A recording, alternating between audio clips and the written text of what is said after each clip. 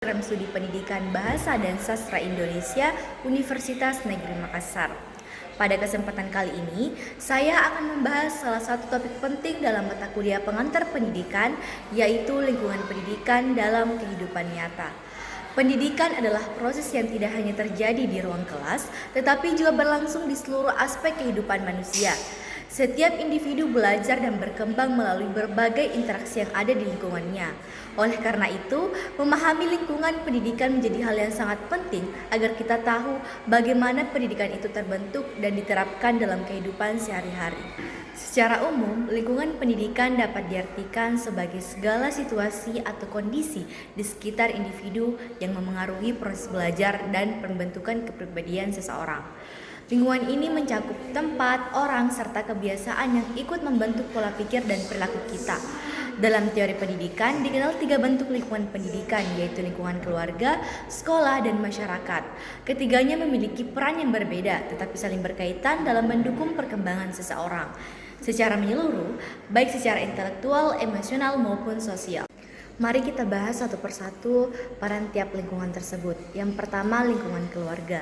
Keluarga merupakan lembaga pendidikan pertama dan utama bagi seorang anak. Dari keluarga, seorang anak belajar tentang kasih sayang, disiplin, tanggung jawab, sopan santun, serta nilai moral. Orang tua berperan sebagai pendidik utama yang membentuk dasar karakter dan motivasi belajar anak.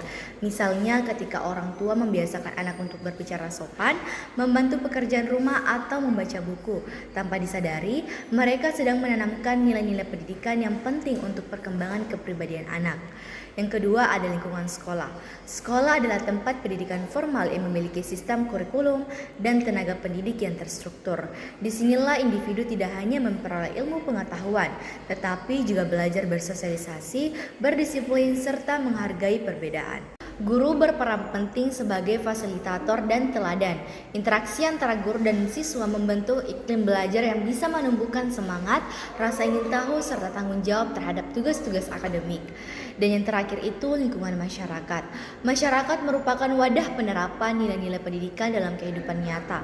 Di lingkungan ini, seseorang belajar untuk beradaptasi, bekerja sama, menghormati orang lain, serta memahami peran sosialnya.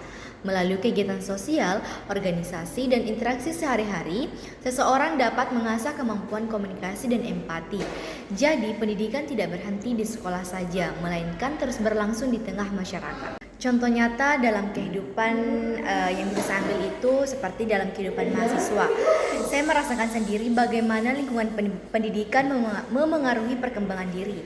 Di lingkungan kampus misalnya, saya belajar banyak hal bukan hanya dari perkuliahan, tetapi juga dari kegiatan organisasi, diskusi kelompok, serta pengalaman berinteraksi dengan dosen dan teman-teman semua. Itu melatih saya berpikir kritis, bekerja sama, dan menghargai perbedaan pendapat. Selain itu, keluarga juga menjadi tempat saya belajar memahami tanggung jawab dan menghargai proses. Dukungan moral dari orang tua membuat saya lebih semangat untuk mengejar prestasi akademik, sementara lingkungan masyarakat memberi saya pelajaran tentang realita hidup dan pentingnya memiliki empati terhadap sesama.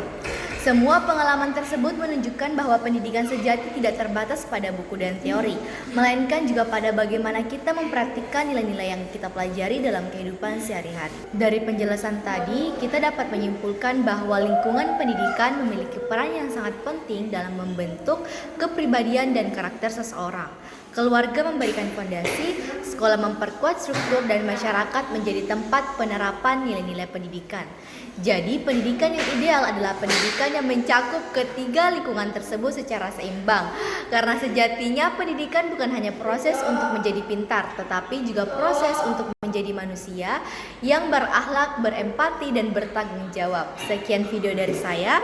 Semoga penjelasan ini dapat memberikan wawasan baru tentang pentingnya lingkungan pendidikan dalam kehidupan nyata. Terima kasih sudah menonton dan semoga kita semua terus belajar dimanapun dan kapanpun berada.